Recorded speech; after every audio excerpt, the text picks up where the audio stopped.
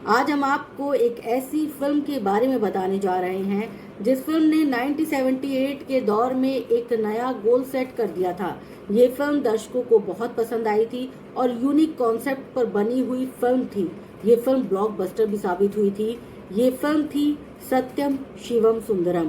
इस फिल्म में शशि कपूर और जीनत अमान ने लीड एक्टर और एक्ट्रेस का किरदार निभाया था और लोगों को इनकी जोड़ी भी बहुत पसंद आई थी। लेकिन राज कपूर, जो कि इस फिल्म के मेकर्स थे, उनकी पहली पसंद ना तो शशि कपूर थे और ना ही जीनत अमान थे। दरअसल जब राज कपूर इस फिल्म को बनाने की सोच रहे थे तो उनके दिमाग में लीड एक्टर के तौर पर जो नाम था वो था राजेश खन्ना साहब का, और लीड एक्ट्रेस के तौर पर वो हेमा मालिनी को इस फिल्म में कास्ट करना चाहते थे। ऐसे में जब इस फिल्म के शूटिंग के लिए जो है वो तैयारी की गई और ऑफर भेजा गया हेमा मालिनी को, और उन्हें अगले दिन स्टूडियो आने का बुलावा भेज दिया गया। हेमा मालिनी सेट पर आई। वो खुद ये फिल्म करना चाहती थी, लेकिन राज कपूर साहब की एक डिमांड की वजह से हेमा मालिनी शूटिंग शुरू भी नहीं कर पाई और उन्होंने न आओ देखा न ताओ देखा, ड्रेसिंग रूम से ही सीधा अपने घर का रास्ता नाप लिया।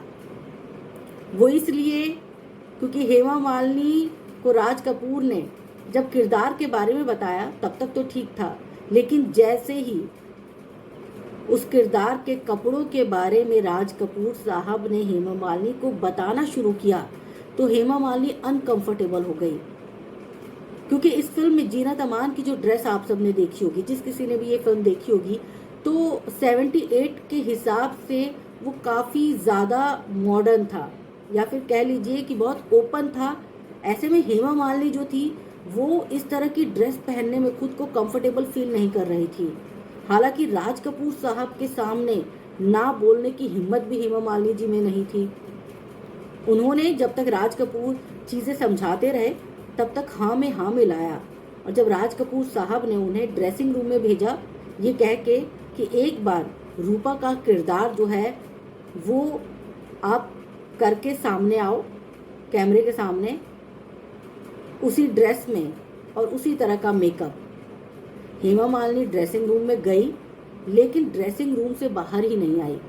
वो ड्रेसिंग रूम से सीधा अपनी कार की तरफ दौड़ी और उसके बाद वो अपने घर चली गई। बहुत देर तक राज कपूर साहब को ये पता भी नहीं था कि हेमा मालिनी जो है वो अपने घर चली गई हैं। वो हेमा मालिनी का इंतज़ार करते रहे कि कैमरे के सामने हेमा मालिनी उस ड्रेस में और उस लुक में कैसी लगेंगी, ये जानना चाहते थे राज कपूर साहब। लेकिन बहुत देर के बाद जब उन्होंने असिस्टेंट से पूछा कि हेमा मालिनी कहाँ है, तब जाके उन्हें इस बात का पता चला कि हेमा मालिनी तो कब की अपने घर रवाना हो चुकी हैं।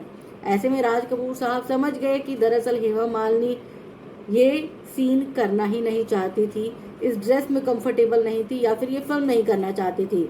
और उसके बाद राज कपूर साहब की एक नई खोज फिर से शुरू हुई और ये फिल्म जीनत अमान को मिली, और जीनत अमान ने इस फिल्म में कमाल का काम किया, जो खुद राज कपूर साहब को भी यकीन नहीं हो रहा था। क्योंकि इससे पहले जीनत अमान ने जो भी किरदार निभाए उस किरदार में काफ़ी मॉडर्न लुक था जीनत अमान का, और इस फिल्म में उसके अपोजिट एक सीधी सादी लड़की का किरदार निभाया था।